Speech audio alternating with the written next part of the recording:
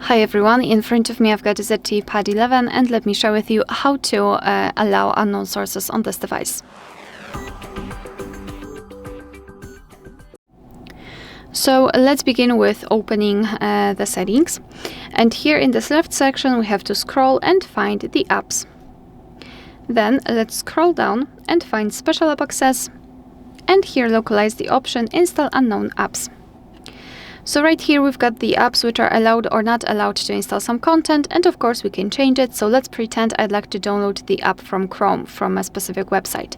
So just find the Chrome, in my case of course, and tap on this switcher next to allow from this source. And as you can see, the Chrome is now allowed to install some content.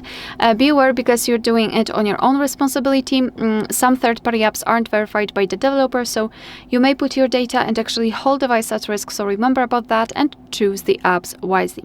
Of course, you can always remove previously granted permissions, just tap on the app and tap on the switcher, and the Chrome is not allowed to install anything.